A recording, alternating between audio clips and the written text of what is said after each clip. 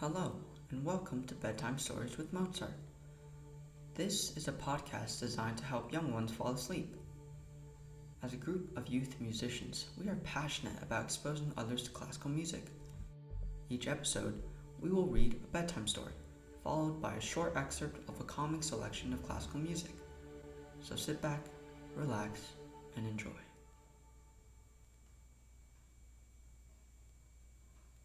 Today, I'll be reading Pinocchio. Long ago in Italy, there lived an old clockmaker named Geppetto. Tick, tick, tock, went all the clocks in his shop, and when he worked, Geppetto felt happy. But when he rested, a sad feeling came over him. Ah, he would think, all my life and no child to call my own. So one day, Geppetto carved a puppet from wood in the shape of a boy. He made the arms and legs of the puppet so that they could move. He cut and sewed a nice outfit for it as if it were a real boy. I will call you Pinocchio, said Geppetto. And that night, Geppetto laid the wooden puppet down onto the bed. From out of the window, a big star twinkled bright. Geppetto looked out the window to the twinkling star. Bright star, said Geppetto, if I could make one wish, it would be for a real boy of my own. But of course, he knew that was not possible. That night, the same big star swooshed right into Geppetto's room. It changed into a blue fairy. The blue fairy flew over to the bed. Little wooden puppet, said the blue fairy, in the morning, you will be able to walk and talk like a real boy. She tapped the puppet one time with her wand. And if someday you can prove that you are brave and true, you may become a real boy. Pinocchio's eyes opened. One more thing, said the blue fairy, and suddenly a cricket appeared. He was dressed mighty fine and could talk. Meet the cricket, said the blue fairy. He will stay with you to help you make wise choices. And with that, the blue fairy went swoosh and was gone, out of the window and up into the night sky. When Geppetto woke up the next morning, he said, I will go take my puppet out of bed. But the bed was empty. Here I am, father, said Pinocchio from the other side of the room. Geppetto swung around. What? You can talk? Yep, I am Pinocchio, your boy. How can this be? Said Geppetto in shock. And then he said, but who cares? He rushed over and swept the wooden puppet into his arms. Pinocchio, my son, he said in great happiness. One day, Pinocchio said, I want to go to school like other boys. Of course, said Geppetto, but he did not have any money to buy school books. Later that day, Geppetto came back home with school books. Now you can go to school, he said. But father, where is your warm coat? With a wave of his hand, Geppetto said, no need to worry about that. What matters is that you will go to school tomorrow. He did not want Pinocchio to know that he had traded his warm coat to buy the school books. The next morning, Pinocchio said goodbye to Geppetto. He skipped along the path to school, humming as he went. The cricket rode on his shoulder, happy too. Coming up to them on the path was a fox and a cat. And where are you going on this fine day? Said the fox. I am going to school, said Pinocchio. On such a fine day as this? Said the fox. It is too nice to be stuck inside school. You should come with us to the fair. Listen to me, said the fox. He put his arm around Pinocchio's shoulder. Anything you need to know, you can learn at the fair. Really? Said Pinocchio. Take it from me, said the fox. Pinocchio, said the cricket. He doesn't know what he is talking about. The fox covered the cricket with his hat. No one could hear the little fellow as the cricket tried to call out, Pinocchio, do not listen to him. Okay, said Pinocchio, let's go to the fair. And off they went. And what a fair it was! By the gate was a man dressed in white. He called out, come in, right this way. Get your tickets here. With a sad look, Pinocchio said to the fox and cat, I don't have any tickets. A man was selling old things at the table near the gate. He said, hey you, sell me those new school books of yours. That is how you can get money for tickets. The fair was so bright and colorful and exciting that the next thing Pinocchio knew, he had sold his school books for tickets. No, Pinocchio, stop, called the cricket, who finally got out from under the fox's hat. But Pinocchio, the fox, and the cat did not hear him. They were already inside the fair. On stage was a puppet show. I am a puppet too, said Pinocchio. I can dance just like that. jumped right onto the stage and started to dance with the other puppets. "Look at that new puppet," someone called. "It has no strings." "No strings," said another. "Amazing!" Everyone laughed, and they threw coins on the stage. The man who ran the fair saw coins fly onto the stage. "Well now," he said, rubbing his chin, "this puppet with no strings will make me rich." And the next thing Pinocchio knew, he was picked up and thrown in a birdcage, and in the next moment, the door was locked shut. "Hey, get me out!" called Pinocchio, but the person who had thrown him in just left the room. Only the cricket heard Pinocchio's calls, and the cricket ran back and forth, in and out of the birdcage, trying to find a way to free the lock, but he could not unlock it. "I'm stuck!" cried Pinocchio. "How did this happen to me?" And all of a sudden, poof! There was the blue fairy. "Please," said Pinocchio, "can you help me?" "Tell me something first," said the blue fairy. "How did you get inside the cage?" "Tell her what happened," said the cricket. Could he really tell the blue fairy what had happened? What would she think of him? I was robbed," said Pinocchio. "Is that right?" said the blue fairy with a frown. Pinocchio's nose began to grow.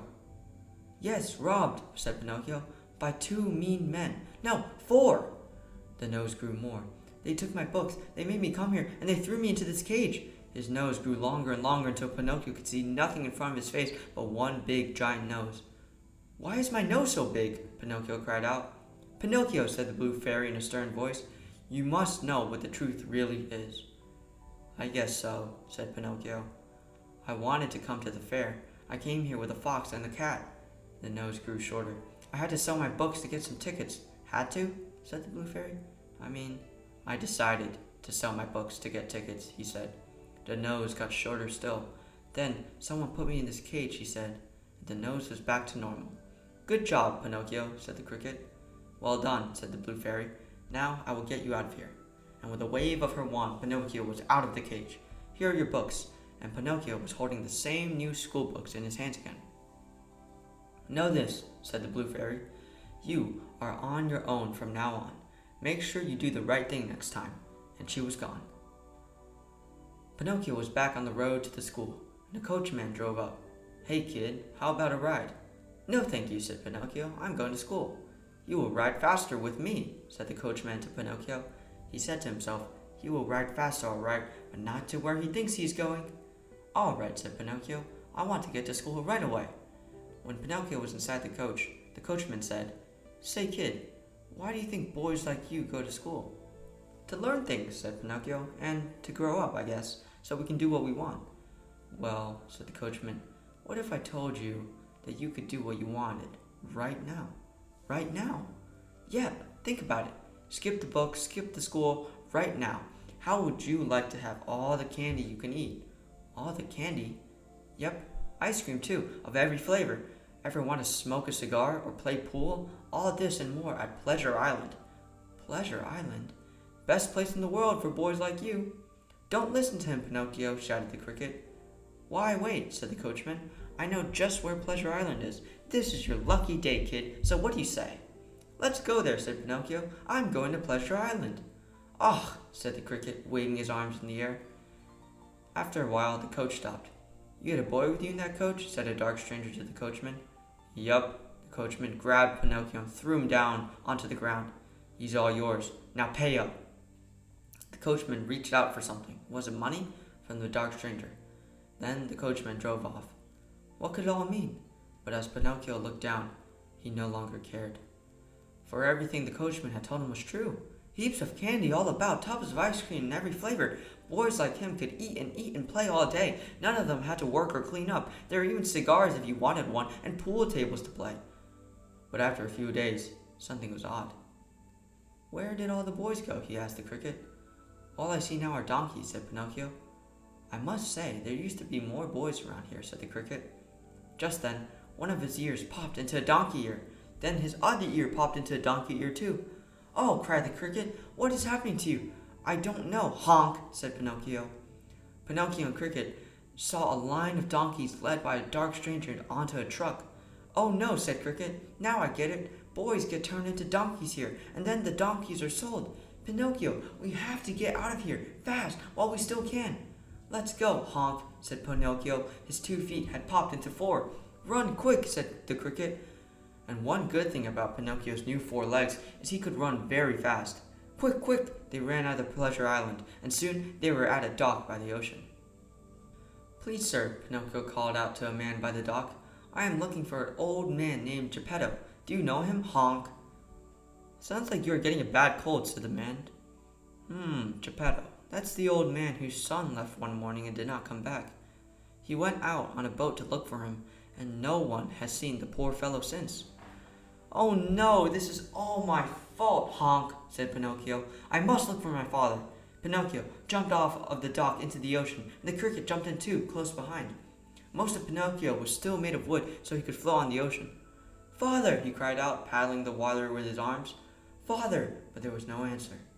All Pinocchio could see around him was blue water everywhere, until, what was that? Far away? Something was rushing up, something big and very fast. In a moment, a giant whale was upon them. It opened its giant jaws and with one gulp swallowed Pinocchio. Rushing inside with all the seawater tumbled Pinocchio and the cricket, and when they came to a stop, they saw that they were in the dark belly of the whale. I am fine, said the voice of an old man. Wait a minute, said Pinocchio. Father, is that you? There was Geppetto. Father, father, it's me, said Pinocchio. My son, said Geppetto. I thought I was dreaming. They hugged in joy. Look, said Geppetto as 3 fish swam by. There goes our dinner. Father, I have an idea. Let's make a fire. Grilled fish tonight, said Geppetto. No, I mean for us to get out, said Pinocchio. He gathered driftwood and got a flame going. This is how we can make the whale sneeze, he said, and Pinocchio waved his arms over the fire to make a lot of smoke, and soon clouds of black smoke were rising up. The whale gave a cough. Hang on, said Pinocchio, and then wham! In one big sneeze, Pinocchio, Geppetto, and the cricket flew out of the whale's mouth, rolling over and over in the seawater. At last, they rolled up onto the shore. Pinocchio? Geppetto rose to his feet. The cricket was there beside him, but where was Pinocchio? And then they found him. Pinocchio was face down, his head in a puddle. Pinocchio! They were too late. Geppetto and the cricket wept over Pinocchio, the boy puppet, who lay still in the water. But then, in a flash, who was there but the blue fairy? Pinocchio, she said, you saved your father.